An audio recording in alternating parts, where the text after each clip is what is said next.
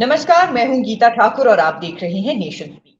आज सदन का विशेष सत्र शुरू होने वाला है। ये वही विशेष सत्र है जिसकी जानकारी सामने आने के बाद से ही तमाम तरह की प्रतिक्रियाएं विपक्ष ने दी, तमाम तरह के कयास लगाए गए कि इस सत्र में कुछ बड़ा और महत्वपूर्ण देखने को मिल सकता है। विशेष सत्र है, ऐसे में क्या बड़े कानून आने वाले हैं, किन बड़े कानूनों पर चर्चा हो सकती है, इस पर बात करने के लिए हमारे साथ नेशन स्पीक्स के ग्रुप एडिटर रोहित खन्ना मौजूद है। तो बहुत बहुत स्वागत है आपका। धन्यवाद गीता। सर, विशेष सत्र जिसे लेकर कई तरह की चर्चाएं हैं कि इस विशेष सत्र में बहुत कुछ देखने को मिल सकता है, तमाम बड़े फैसले हो सकते हैं और जिसमें से कुछ बड़े बिलों के आने की भी चर्चा है। कैसे देखते हैं सर इस सत्र को? जी, जी बिल्कुल सही कहा आपने। बड़े बिलों की भी चर्चा है और ये आज 11 बजे से शुरू होगा। सबसे पहले पीएम मोदी जो है वो एक स्पीच देंगे, संबोधन करेंगे। वहीं राज्यसभा में 75 सालों की संसदीय यात्रा, उपलब्धियां, अनुभव, यादों और सीख पर चर्चा होगी। स्पेशल सत्र में 5 बैठकें होंगी, जैसे कि आपको पता है कि 18 से लेकर जो है वो 22 तारीख तक है। इस दौरान 4 बिल पेश होने हैं और जो ऑल पार्टी मीटिंग हुई है उसमें भी वो बताया गया है कि कौन-कौन से बिल पेश होने हैं। स्पेशल सेशन को लेकर विपक्षी गठबंधन इंडिया की संसद भवन में एक बैठक होगी 10 बजे। ठीक है। इससे पहले 17 सितंबर को उपराष्ट्रपति जगदीप धनखड़ ने नई पार्लियामेंट बिल्डिंग पे तिरंगा फहराया, वो भी हमने देखा। अब कहानी ये है कि क्या-क्या हो सकता है, मतलब क्या ऐसा लग रहा है जो आएगा। देखिए, एक तो पोस्ट ऑफिस को लेके जो बिल कहा जा रहा है कि वो राज्यसभा में पास हो चुका है, अब लोकसभा में आना है। एक जो मीडिया को लेके एक बिल था, उसमें कुछ संशोधन होने थे, वो आना है। एक जो कहा जा रहा था कि चुनाव आयोग की जो चुनाव आयुक्त होता है, जो उसकी नियुक्ति को लेकर जो है, वो कुछ होना था, उसको लेके भी कोई कानून आ सकता है सामने। मुद्दा वो नहीं है, मुद्दा ये है कि इतना बड़ा जो सेशन, स्पेशल सेशन है, वो इसलिए नहीं बुलाया गया कि पोस्ट ऑफिस की चिंता थी, उसमें कुछ वो करना है या मीडिया के बिल में कोई संशोधन करना है। स्पेशल सेशन का मतलब होता है स्पेशल सेशन। उसी को लेके सभी पार्टियों की चिंता भी थी और पीएम मोदी की एक आप इसे कह लीजिए उनका एक तरीका है काम करने का। वो राष्ट्रीय इम्पोर्टेंस के जो मुद्दे होते हैं, उन पे कैसे काम करना है, उनको कब बताना है, कब लाना है, ये उनकी एक शैली है काम करने की। इसको हमने धारा 370 के दौरान भी देखा है। इसको हमने अदर जो मौके हैं, चाहे वो रात को 8 बजे आके टीवी पे कह देना हो कि नोटबंदी है या फिर सदन में अमित शाह खड़े होके कह देते हैं कि 370 आ रहा है। हमने बहुत मौकों पर देखा है कि राष्ट्रीय इम्पोर्टेंस, जब नेशनल इम्पोर्टेंस की बात हो तो सरकार किस तरह से डिसीजंस लेती है। और यही कारण है कि ऑल पार्टी मीट में सब कुछ बताए जाने के बावजूद विपक्षी पार्टियां टेंशन में हैं। टेंशन इसलिए है क्योंकि उनको पता है कि पीएम मोदी जब कोई फैसला कर लेते हैं तो फिर उसको ठान लेते हैं करने की और करके भी दिखाते हैं। तो ये देखना बड़ा दिलचस्प है। मुझे भी लगता है कि कोई ऐसा इम्पोर्टेंट इश्यू है, कोई ऐसी इम्पोर्टेंट चीज़ है, जिसको लेकर अभी किसी को ज्ञान नहीं है, लेकिन जब वो आएगा, तो हो-हल्ला तो मचेगा, क्योंकि जो 370 पे हो-हल्ला मचा सकते हैं, जो बाकी नेशनल इम्पोर्टेंस चीज़ों के ऊपर हो-हल्ला मचा सकते हैं, जो पुलवामा पे सबूत माँग लेते हैं, तो वो हल्ला मचाएँगे, हल्ला मचना लाज़मी है। लेकिन वो क्या है? ये सबकी उत्सुकता है और उसी का इंतज़ार भी है। तो जिस तरीके से वन नेशन वन इलेक्शन एक बड़ा मुद्दा है, इसे लेकर भी एक बड़ी चर्चा देखने को मिली है। अगर सदन में क्योंकि सबसे ज्यादा इसी की चर्चा देखने को मिली है कि हो सकता है विशेष सत्र के होने का सबसे बड़ा रीजन ही वन नेशन वन इलेक्शन हो। क्या आपको लगता है कि अगर आज वन नेशन वन इलेक्शन पर कुछ देखने को मिलता है तो ये एक बड़े हंगामे की तरफ इशारा है? हाँ, बिल्कुल ठीक कहा आपने। ये एक सबसे महत्वाकांक्षी जो बिल है, उसमें से एक है।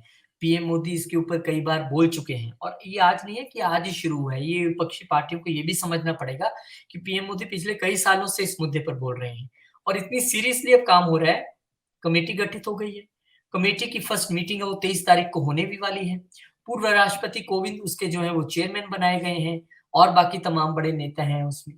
तो ये आपने सही कहा कि विपक्ष इसको लेकर हो हल्ला करने वाला है, क्योंकि इसे पता है कि एक देश एक कानून का मतलब है कि बीजेपी का जिस तरह से मोमेंटम गेन हो रहा है, G20 के बाद जिस तरह से पीएम की क्रेडिबिलिटी बढ़ी है, जिस तरह से इंडिया बैकफुट पे है अपने कामों के कारण, किसी ने नहीं धकेला है, किसी ने आपको नहीं बोला था आपकी सहयोगी पार्टी को आप सनातन के खिलाफ बोलिए, किसी ने नहीं बोला था उसके बाद फिर कि जो खड़गे अध्यक्ष हैं उनके बेटे प्रियंक खड़गे भी सनातन के खिलाफ बोले, चिदम्बरम के बेटे भी सनातन के खिलाफ बोले, तो वो अपने कारणों से आप बैकफुट पे हैं, वो आपको आकलन करना है। और किसी ने आपको ये नहीं कहा था कि एक दिन आप उठिए और 14 एंकर्स की लिस्ट लेके आप आ जाइए कि भाई ये एंकर्स जो हैं वो बैन है। तो इसका क्या मतलब है कि मीडिया की स्पीच पे आप पाबंदी लगाना चाहते हैं। तो ये कांग्रेस को लग रहा है कि यार हम जो कर रहे हैं वो तो सब नेगेटिव में जा रहे हैं और आप कर भी रहे हैं तो इसलिए जा रहा है। और बीजेपी जिस तरीके से आगे बढ़ रही है क्योंकि एक नेता है, उसकी एक नीति है और वो उस तरीके से आगे बढ़ रहे हैं। यहाँ पर प्रॉब्लम है। अधीर रंजन चौधरी कुछ कहते हैं, राहुल गांधी कुछ कहते हैं, खड़गे कुछ कह रहे हैं, प्रियंक खड़गे कुछ कह रहे हैं, सबकी अपनी अपनी बात। तो वहां पे इसीलिए उनको लगता है कि एक देश, एक चुनाव अगर आ गया तो हल्ला तो हो जाएगा भैया। तो उसमें वो हंगामा होगा, सदन में बिल्कुल होगा। और छोटी-छोटी चीजों को लेके हंगामा होगा। जो नए सदन में जो ड्रेस है वहां पे एम्प्लॉइज जो काम करते हैं सदन में, उस पे कमल का फूल बना है, उस पे भी आप देखना हंगामा हो जाएगा। उस पे भी बहुत सारी चीजें होंगी। तो कांग्रेस के लिए मुझे लगता है एक ये दो चीजें हंगामा करने वाली हैं, या फिर वो अडानी का नारा लगा देंगे, कुछ ना हुआ तो नॉर्थ ईस्ट का मुद्दा उठा लेंगे, और कुछ ना हुआ तो महंगाई तो सबसे कॉमन मुद्दा है, 3-4 नारे उस पे भी लग जाएंगे। तो कोई कंक्रीट नहीं है, बस मकसद है हंगामा खड़ा करना और वो होगा। जी सर, इसके साथ साथ भारत या इंडिया नाम को लेकर भी खूब चर्चा इतने दिनों में देखने को मिली है। चारों तरफ G20 में इसकी चर्चा देखने को मिली है। तो क्या ऐसा हो सकता है कि इस मुद्दे पर भी घेरने की कोशिश रहे? सही कहा आपने। हालांकि मौखिक तौर पर आप देखिए तो पीएम ने या सरकार में से कोई ऐसा बयान नहीं आया कि हम नाम चेंज करने वाले हैं। हम संविधान में लिखा है इंडिया दैट इज भारत। अगर इंडिया बोलने पे गुरेज नहीं है तो भारत बोलने में इतनी टेंशन क्यों हो रही है? आप भारत जोड़ो यात्रा तो करते हो तब ओके है, लेकिन जब भारत नाम ये यूज हो गया प्रेसिडेंट ऑफ भारत या प्राइम मिनिस्टर ऑफ भारत, उसमें आपको दिक्कत है। तो इसका मतलब आपने भारत जोड़ो यात्रा का नाम गलत लिख लिया, आप कुछ और लिख लेते उसका नाम। तो उनको मुझे लगता है कि इस जो कांग्रेस ने मिस कैलकुलेशन कर ली, क्योंकि जब आपके सामने ये भारत का मुद्दा आया था तो बहुत जरूरी था कि या तो आप चुप रहते या आप कहते ओके जो इंडिया वो भारत है, भारत कोई मुद्दा ही नहीं बनता। आपके नेताओं ने एक के बाद एक आगे आके मैं सबसे पहले बयान दे दूं, मैं सबसे पहले बोल दूं, आपने उसको नेगेटिव कर दिया लोगों की नजर में। क्योंकि भारत ये तो सच है कि सबके करीब है, लेकिन इंडिया से भी गुरेज नहीं है, दोनों चीजें हैं। लेकिन अगर भारत सबके दिल के करीब है तो आप भारत जोड़ो यात्रा भी कर रहे हो और भारत शब्द को लेकर हंगामा भी खड़ा कर दिया। तो हो सकता है कि कांग्रेस ने इस मुद्दे को अपने आप ही ऊपर ले लिया। किसी ने कुछ बोला नहीं, किसी ने कुछ कहा नहीं, और उसके बाद अगर सदन में भी हंगामा करते तो कोई बड़ी बात नहीं है। पर मुझे लगता है ये कोई मेच्योरिटी का साइन नहीं है कि आप उन मुद्दों को उठाएं जो एक मेजॉरिटी लेवल के लोगों को पसंद आ रहा है। अगर आप उसके खिलाफ जाने की कोशिश करेंगे तो जनता तो पूछेगी कि अगर इंडिया से कोई गुरेज नहीं तो भारत से क्या गुरेज है, दोनों ही अपने हैं। तो कहीं ना कहीं आपने ठीक कहा कि कांग्रेस पार्टी की मिसकैलकुलेशन हो सकता है उनको मजबूर कर दे ये मुद्दा उठाने पे भी।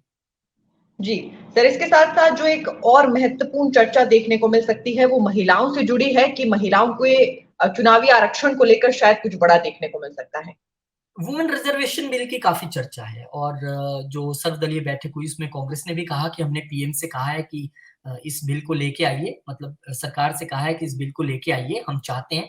और उस पर सरकार ने भी जवाब दिया कि सही समय आने पर हम करेंगे।